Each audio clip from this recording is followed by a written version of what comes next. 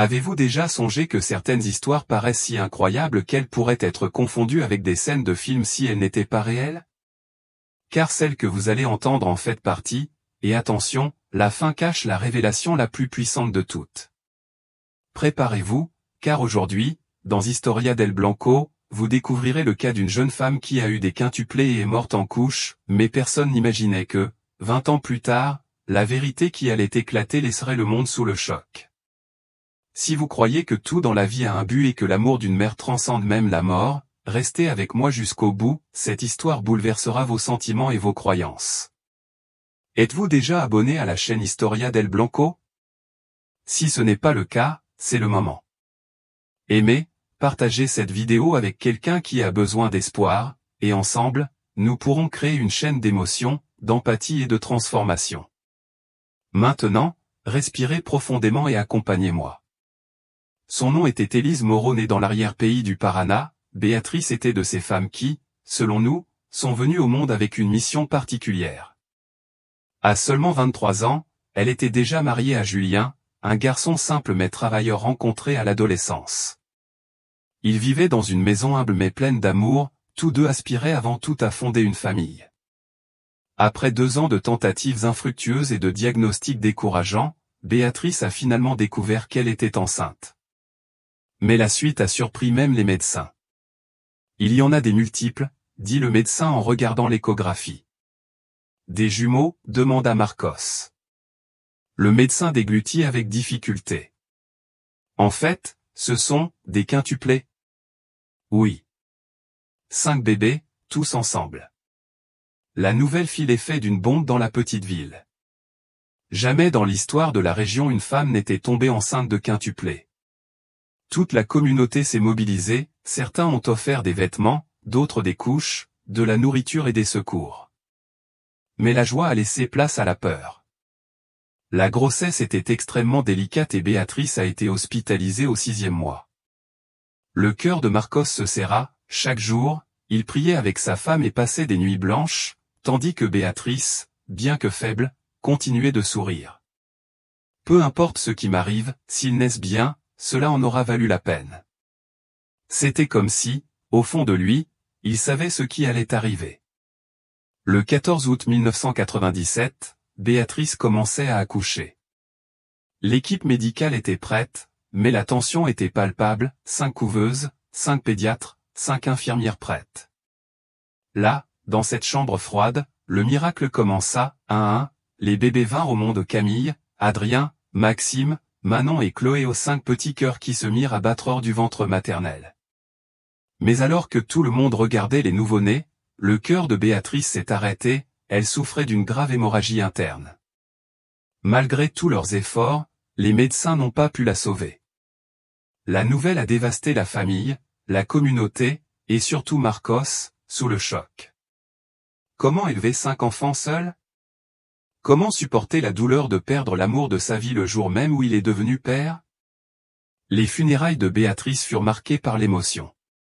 Mais Marcos, bien que profondément anéanti, prit un engagement indéfectible. J'élèverai ces enfants avec tout l'amour du monde, et ils sauront qui était leur mère. Ils seront fiers d'elle chaque jour. Et c'est ce qu'il fit.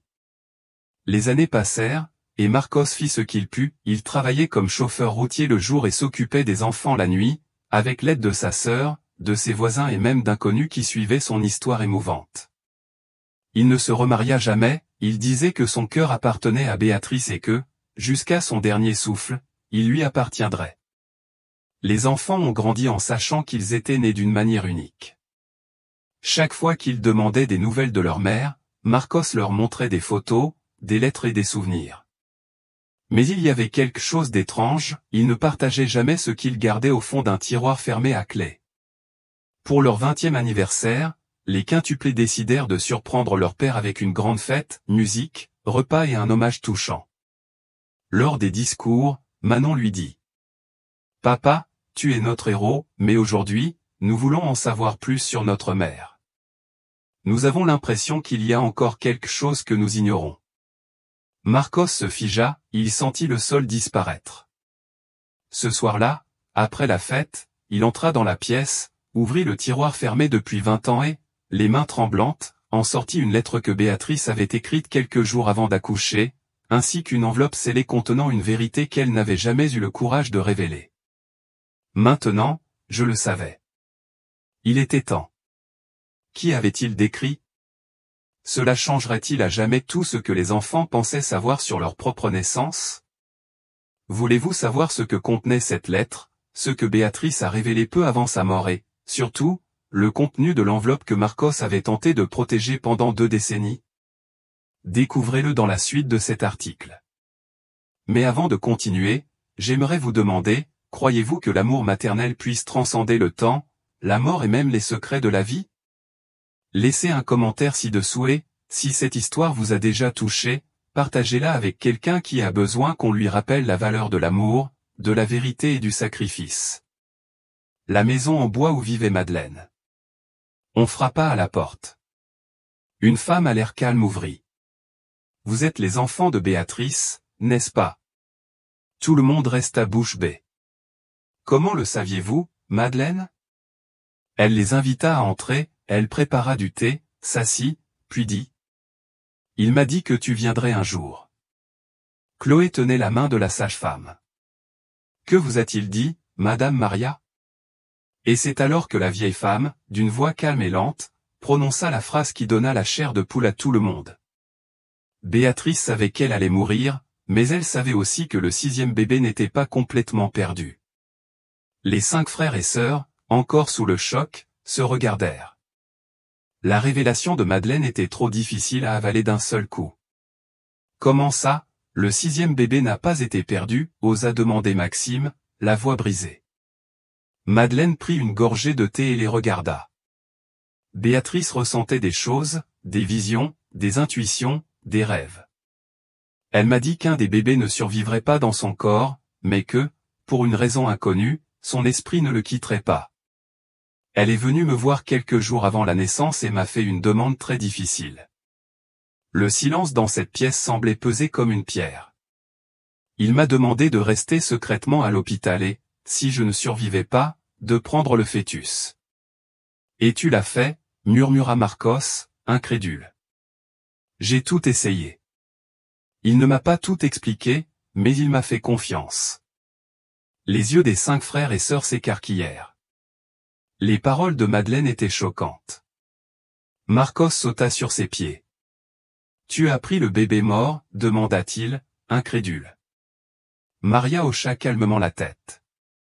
Ce n'était pas facile. Je l'ai fait avec précaution. Je n'en ai parlé à personne. Je l'ai ramené à ma ferme et, pendant des jours, j'ai fait tout ce que j'ai pu, rituel, prière, stimulation énergétique. Vous ne le croirez peut-être pas, mais le 4e jour, il s'arrêta. Le bébé soupira. La salle fut en proie à un mélange d'étonnement, d'incrédulité et d'excitation. Mais c'est impossible, cria Adrien.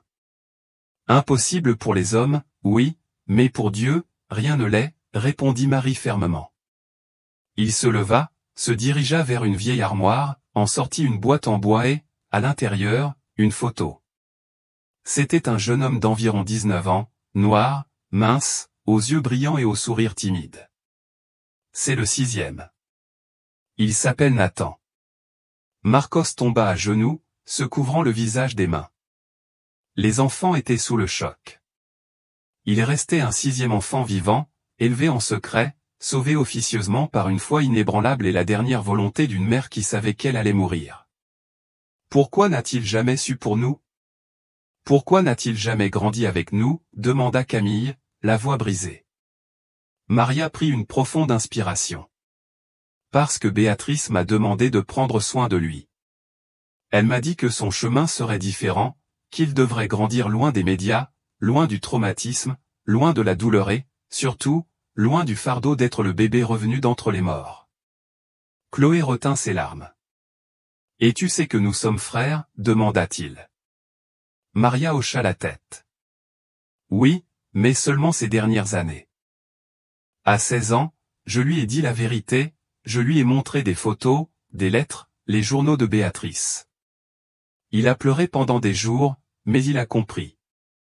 Il m'a dit qu'il voulait te rencontrer un jour, mais qu'il ne savait pas comment. Manon, les larmes aux yeux, demanda. Et où est-il maintenant? Madeleine regarda sa montre. Je pense qu'il devrait arriver bientôt. Avant qu'ils puissent réagir, ils entendirent le bruit d'une vieille voiture approchant sur le chemin de terre. Le cœur de chacun s'emballa. Dehors, un garçon sortit et se dirigea vers la maison. En entrant, il s'arrêta et fixa 5 visages si différents et pourtant si semblables à la fois. Nathan sourit puis, les larmes aux yeux, dit. J'ai attendu ce moment toute ma vie. Les retrouvailles ont été comme une explosion émotionnelle, de longs câlins, des larmes étouffées, des mots qui n'avaient pas besoin d'être dits car les yeux disaient tout. Marcos tomba à genoux et prit la main de l'enfant. Pardonne-moi, mon fils, pardonne-moi. Nathan répondit. Il n'y a rien à pardonner. Ils m'ont aimé, j'ai grandi en paix, et maintenant, enfin, je suis chez moi. Cette nuit-là fut magique. Ils s'assirent à table, mangèrent ensemble et se racontèrent des histoires. Nathan fit la connaissance des frères et sœurs, ils rirent, pleurèrent et se regardèrent comme si quelque chose d'invisible les avait toujours unis. Et, au fond d'eux-mêmes, tous les 6 savaient que c'était Béatrice qui était là, dans chaque geste, chaque sourire, chaque retrouvaille. Le lendemain matin, ils décidèrent de se rendre sur la tombe de Béatrice. Il était temps de lui présenter le fils qu'elle avait sauvé de sa propre mort, enfin réuni à ses frères et sœurs. Nathan s'approcha de la pierre tombale, s'agenouilla et dit. Maman, je suis là.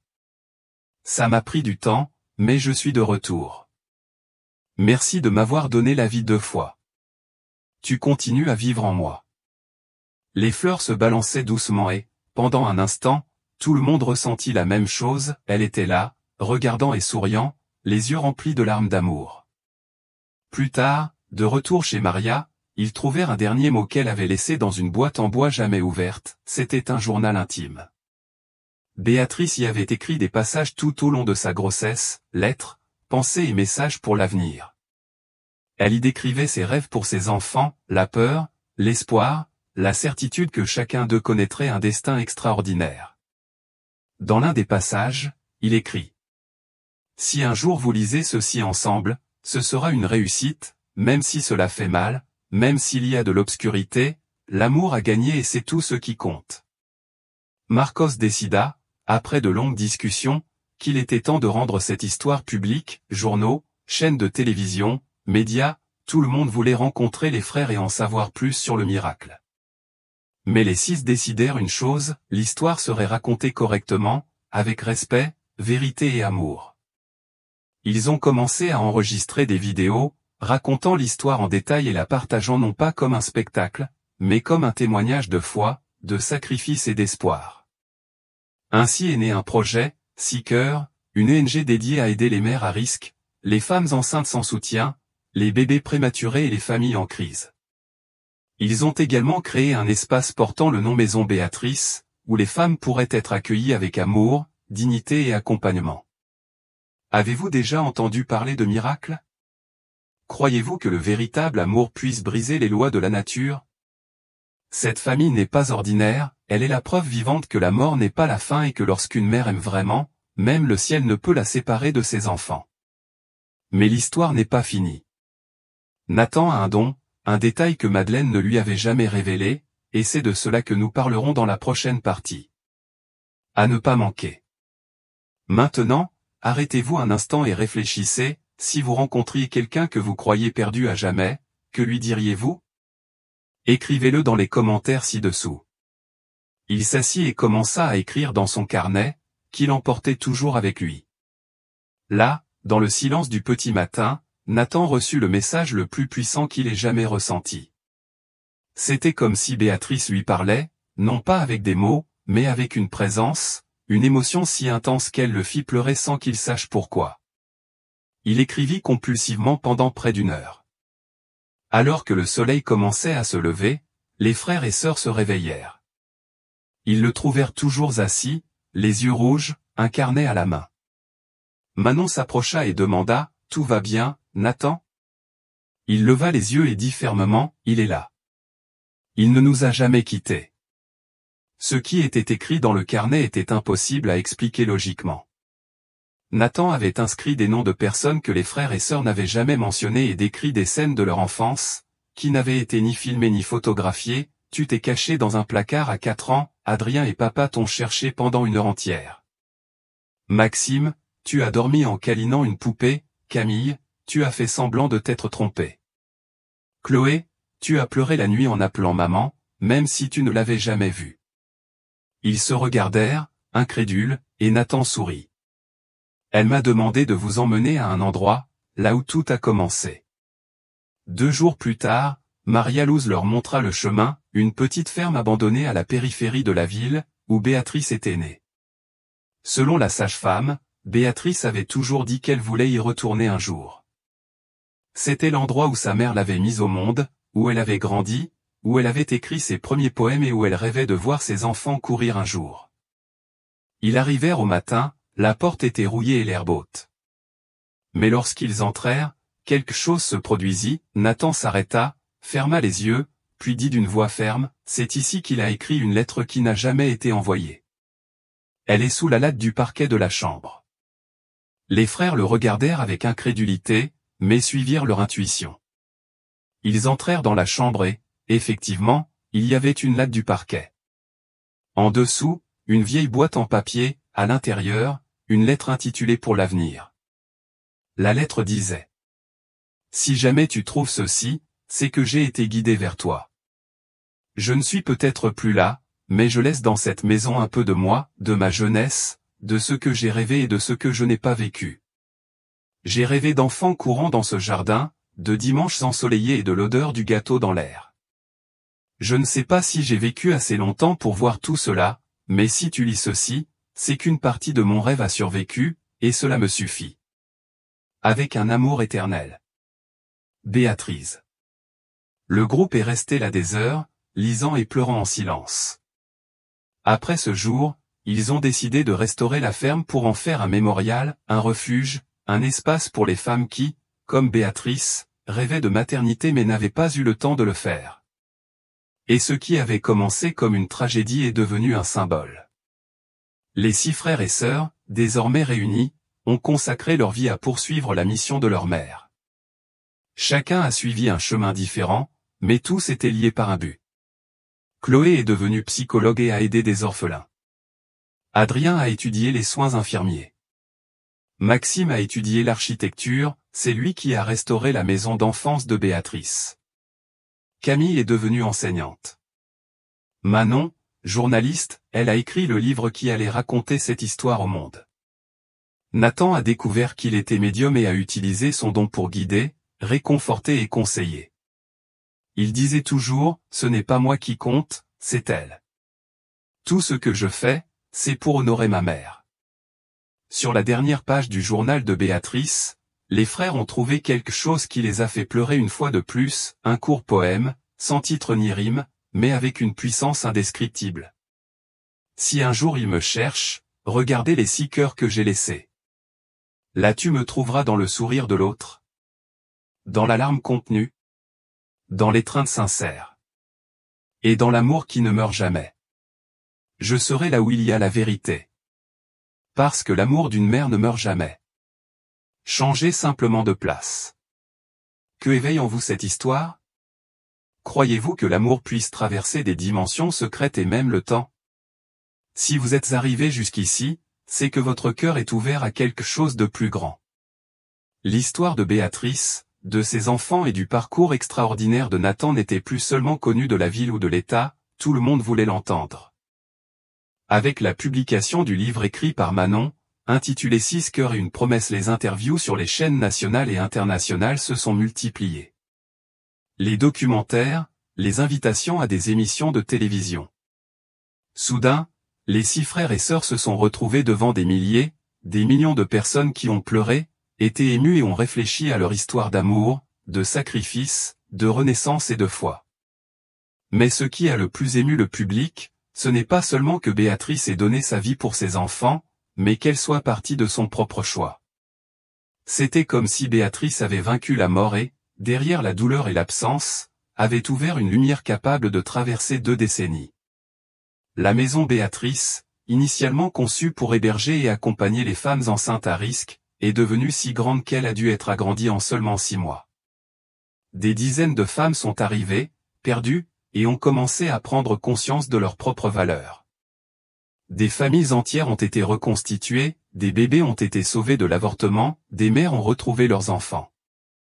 Nathan a commencé à recevoir des lettres du monde entier, certaines personnes racontaient avoir rêvé de Béatrice, d'autres racontaient des expériences émouvantes après avoir appris son histoire.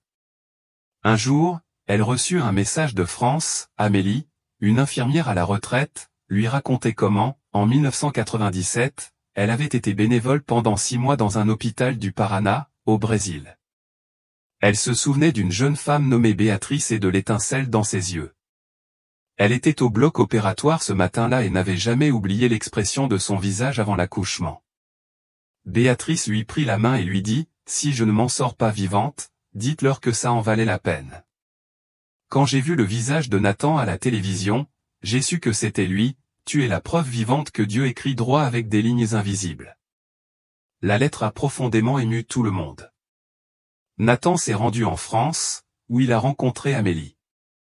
Lors de leur rencontre, il lui a offert un médaillon que Béatrice lui avait offert le matin même, à l'intérieur, une échographie gravée de la phrase « 5 dans le monde, un au ciel, un miracle en secret ». L'impact de ces mots s'est propagé à travers les continents. Des journaux allemands, espagnols, américains, japonais et angolais ont publié des articles sur les 6 cœurs de Béatrice. Un mouvement en ligne a émergé, des groupes de soutien inspirés par l'histoire et des campagnes sous le hashtag #MotherLoveNeverDies. Le message est devenu viral et des milliers de personnes ont partagé leurs expériences de dépassement, de pardon et de renaissance. La douleur de Béatrice a traversé le temps pour guérir celle de tant d'autres. Maxime, l'architecte, a lancé un projet visant à transformer des maisons abandonnées en refuges d'urgence pour les femmes enceintes sans abri. Adrien, déjà infirmier, a dirigé des programmes de santé préventive dans des communautés marginalisées. Chloé et Camille ont développé des ateliers d'alphabétisation pour les mères célibataires. Manon a lancé une série de vidéos sur la maternité consciente. Nathan a commencé à donner des conférences alliant spiritualité, science et amour. Lors d'un voyage à Recife pour une conférence, une femme nommée Claire s'est approchée d'eux, agitée, « J'ai quelque chose à vous montrer, écoutez-moi. J'étais infirmier à l'hôpital où Béatrice est décédée, et il y a quelque chose que vous ignorez encore. » Au début, les frères et sœurs ont hésité, mais la vieille enveloppe contenant des documents et des notes médicales les a fait écouter. Claire révéla qu'aux premières heures du 14 août 1997, le moniteur cardiaque de Béatrice avait enregistré un faible battement de cœur quelques instants après l'annonce officielle de sa mort. Ils avaient écarté la possibilité d'une interférence électrique, mais elle vit le moniteur clignoter une dernière fois, comme si Béatrice était revenue. Puis plus rien, les médecins l'ignorèrent et la renvoyèrent chez elle. Cette révélation les bouleversa. Est-elle vraiment revenue un instant, demanda Manon. Était-ce ce soupir au moment où elle m'a donné sa vie, ajouta Chloé. Nathan sourit, j'ai toujours eu l'impression que mon premier souffle ne venait pas seulement de l'air, il venait d'elle. À cet instant, tout le monde comprit, Béatrice n'avait pas seulement donné sa vie pour ses enfants, elle avait laissé son âme, sa présence, son esprit. Elle avait traversé la mort et laissé des traces vivantes dans le cœur de chacun.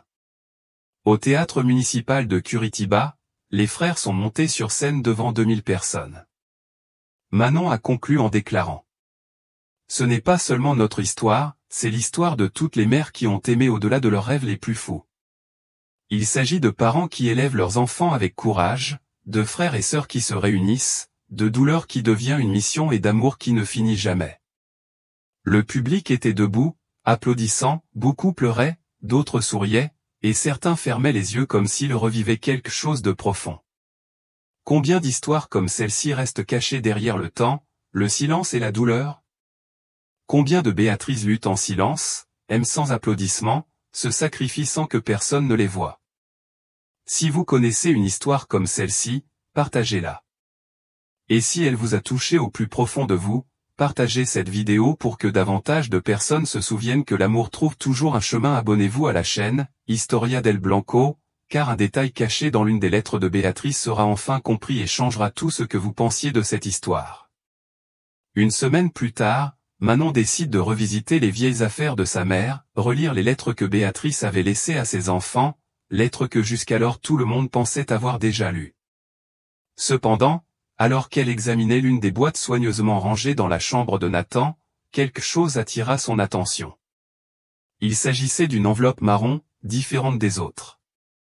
Elle était scellée d'un petit ruban bleu clair et, sans adresse précise dans le coin inférieur, en lettres délicates, presque délavées, était écrit « Pour quand tout prend sens ». Le cœur de Manon s'emballa.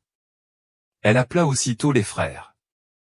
Tous se rassemblèrent dans le salon, silencieux, presque révérencieux.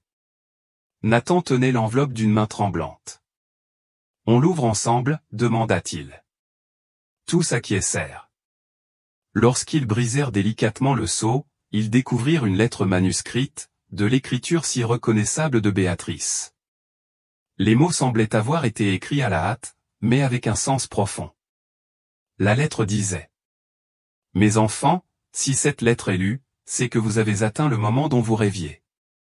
Je ne sais pas à quoi ressemblera le monde que vous trouverez, ni la douleur que vous emporterez avec vous, mais j'avais besoin de laisser quelque chose au-delà de mon absence, la vérité tout entière. Tout au long de ma grossesse, j'ai fait des rêves si intenses qu'ils ressemblaient davantage à des souvenirs de quelque chose qui n'était pas encore arrivé. Dans chacun d'eux, il y avait un enfant que je ne reconnaissais pas, un enfant aux yeux sombres mais d'une lumière qui me troublait. Il apparaissait toujours derrière les 5 autres, j'entendais les cris de 5 bébés, mais dans le silence de mon cœur, je sentais qu'il y en avait 6. Les médecins ont dit qu'ils étaient quintuplés, mais lors de la dernière échographie, un interne a remarqué quelque chose d'étrange, une ombre dans la région abdominale. Le médecin a dit que c'était une interférence, mais l'enfant de mes rêves pleurait en silence. Quelque chose en moi croit qu'il a existé, peut-être a-t-il été absorbé par mon corps, peut-être était-il déjà parti avant ma naissance, peut-être n'a-t-il jamais existé physiquement, mais spirituellement, il m'a accompagné jusqu'à la fin, et je sens que, d'une certaine manière, il est toujours avec moi. Si jamais vous découvrez ce que cela signifie, pardonnez le mystère, mais sachez que ce voyage n'est pas encore terminé. Le silence qui s'abattit sur la salle après la lecture fut absolu. Tous les frères et sœurs se regardèrent, perplexes et émus. Un 6e bébé ? Comment est-ce possible ? Demanda Maxime. Serait-ce une grossesse gémellaire passée inaperçue, suggéra Camille, ou, est-ce symbolique, songea Adrien. Nathan, cependant, restait immobile. Son esprit se remémorait les nuits où il ressentait une étrange présence, comme si quelque chose ou quelqu'un l'accompagnait depuis son enfance. J'avais toujours le sentiment qu'il manquait quelqu'un, comme si un morceau de nous se trouvait quelque part, avoua Nathan. Les jours suivants, une enquête plus approfondie a été lancée. Ils ont discuté avec les médecins de l'époque, examiné des échographies, des examens et d'anciens rapports. C'est alors qu'ils ont découvert un document inédit, une note d'un médecin réside, datée du 13 août 1997, à 2 heures du matin, quelques heures avant l'accouchement. Patiente présentant de multiples mouvements fœtaux. Enregistrement atypique dans le cadran inférieur gauche, possible structure embryonnaire sans battement cardiaque détectable. Hypothèse, fœtopapyracée. Ce terme a surpris tout le monde, fœtopapyracée, une maladie très rare où l'un des jumeaux meurt pendant la grossesse et est comprimé par le placenta ou d'autres fœtus vivants, devenant presque imperceptible. Béatrice avait raison dès le départ, il y avait un 6e bébé. Cette découverte a provoqué un choc profond chez les frères et sœurs. Ils ont tous ressenti un étrange mélange de chagrin et de plénitude. Manon a écrit dans son journal, « Maintenant, nous comprenons pourquoi nous pleurions parfois, même sans raison. Son absence nous a marqués, même si nous l'ignorions, et maintenant que nous le savons, nous avons l'impression qu'il a toujours été là, et d'une certaine manière, qu'il l'est toujours. » Inspirés par cette révélation, les frères décidèrent de baptiser l'enfant, ils choisirent le nom de Benjamin, qui signifie « le plus jeune, fils de la main droite ». En son honneur, une aile spéciale fut construite à la Casa Beatrice, dédiée aux bébés nés prématurément ou présentant des complications. Les mères y reçoivent un soutien psychologique et spirituel pour faire face aux pertes et aux difficultés de l'accouchement. L'espace fut baptisé « Benjamin, le fils invisible » et, à l'entrée, un panneau indiquait « Tout amour ne se voit pas, mais tout amour se transforme ». Les répercussions de cette nouvelle phase de l'histoire furent encore plus accablantes, des personnes du monde entier commencèrent à partager des histoires de fausses couches invisibles, des histoires de bébés qui ne naquirent jamais mais qui laissèrent de profondes empreintes sur leurs parents. Pour le 21e anniversaire des frères, Nathan proposa quelque chose de spécial, célébrons non seulement nos vies, mais aussi celles de Benjamin. Ils se réunirent dans le champ même où ils avaient pique-niqué pour la première fois, alors qu'ils étaient encore adolescents. Dans un moment intime et symbolique, ils lancèrent 6 ballons blancs dans le ciel. 5 s'élevèrent rapidement, le 6e, curieusement, mit quelques secondes de plus, mais les rattrapa rapidement. Tout le monde se rassembla au sommet. Maintenant nous sommes au complet, murmura Chloé en pleurant. La nuit suivante, Nathan fit un rêve, j'étais dans un champ doré, où le soleil n'était pas chaud et le vent calme. Là, j'ai vu Béatrice, vêtue de blanc, souriante. À côté d'elle se trouvait un garçon d'une vingtaine d'années, aux cheveux noirs et au regard profond. Il ne disait rien, il souriait simplement. Puis Béatrice dit, « Maintenant, je peux me reposer. Merci d'avoir terminé l'histoire. » Nathan s'est réveillé les larmes aux yeux et le cœur apaisé. Dans les mois qui ont suivi la découverte de son 6e bébé, le frère et la sœur, désormais adultes et émotionnellement connectés comme jamais auparavant, ont commencé à comprendre le véritable poids de ce qu'ils avaient vécu. Ce n'était pas seulement l'histoire d'une mère qui avait eu des quintuplés et qui était morte en couche, c'était l'histoire d'une femme qui avait défié le destin, qui avait laissé des graines d'espoir et d'amour dans le monde même après son départ. C'était l'histoire de Béatrice, et le monde devait la connaître. Les répercussions ont dépassé les frontières, des journaux étrangers ont rapporté l'affaire, la qualifiant d'exemple de résilience, de compassion et de lien spirituel entre une mère et ses enfants. Des interviews ont été accordées, et le nom de Béatrice Amaral et de ses enfants est devenu synonyme de lutte, de courage et de famille. Mais les frères et sœurs savaient que cela ne suffirait pas, ils ont décidé d'entreprendre quelque chose de plus grand, quelque chose qui transformerait non seulement leur vie, mais celle de milliers d'autres. Sous la direction de Manon et Camille, elles ont fondé l'Institut Béatrice Light, basé à Curitiba. La mission était claire, accueillir les mères en situation de risque pendant leur grossesse multiple, mères célibataires, femmes en situation de vulnérabilité émotionnelle, et les enfants en orphelinat. L'Institut était composé de médecins, de thérapeutes, de doulas et de travailleurs sociaux bénévoles. Il offrait également un soutien juridique aux femmes souhaitant garder leurs enfants mais confrontées à des menaces, des abandons ou des pressions. Nathan, désormais diplômé en droit, dirigea le département juridique, Maxime, ingénieur, conçut une aile spéciale de l'Institut dotée d'une technologie de pointe, Adrien, infirmier, devint l'aidant direct des femmes enceintes.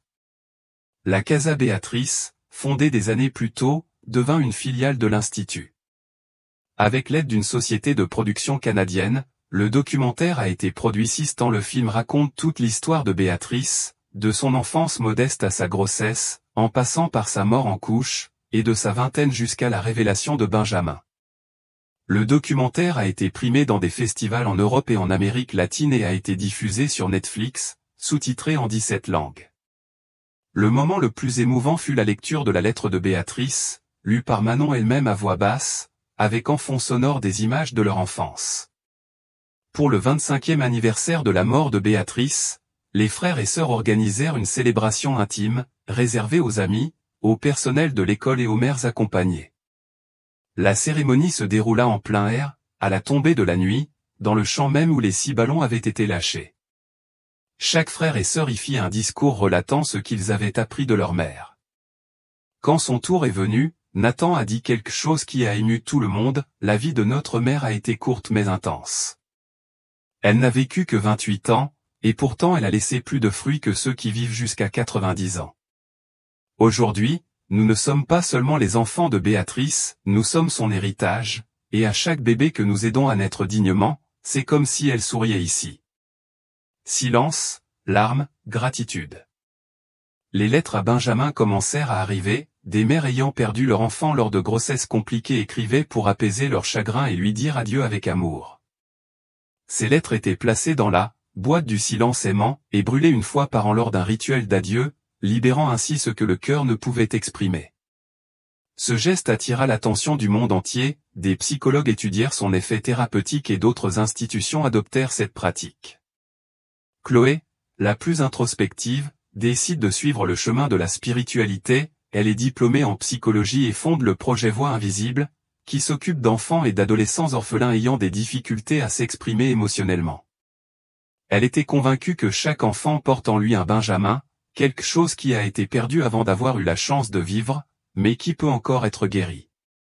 Lors du lancement du projet, elle a déclaré « J'ai perdu ma mère sans la connaître et j'ai passé ma vie à essayer d'entendre ce qu'elle ne m'a jamais dit, mais j'ai réalisé qu'en aidant d'autres enfants à parler, je les écoutais aussi.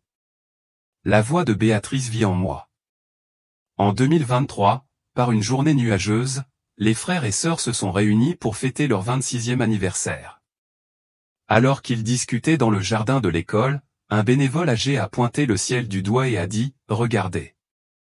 Ils ont alors tous vu 6 rayons de lumière traverser les nuages sous des angles différents, convergeant vers un point unique, comme si le soleil suivait une étoile invisible. Maxime murmura « C'est maman et Benjamin ensemble ». Nathan ferma les yeux, sentit le vent toucher son visage avec une douceur inexplicable et, au plus profond de sa poitrine, il sentit à nouveau cette présence, une étreinte jamais vue auparavant mais ressentie des années plus tard. Manon publia plus tard un livre regroupant toutes les lettres de sa mère et les témoignages d'autres mères aidées par l'Institut. Ce livre devint un best-seller en Amérique latine et fut traduit en 22 langues. Dans la dédicace, elle écrivit « À toutes les femmes qui ont donné leur vie par amour, à tous les enfants nés des larmes et du courage, à toi, Benjamin, celui que nous n'avons jamais vu mais qui ne nous a jamais quittés. Merci d'avoir suivi ce voyage d'amour, de douleur, de découverte et de renaissance. Aimez, commentez et partagez avec ceux qui ont besoin de croire que l'amour transcende la vie. Et si vous êtes arrivé jusqu'ici, laissez un commentaire, l'amour d'une mère ne meurt jamais. À bientôt pour la prochaine histoire.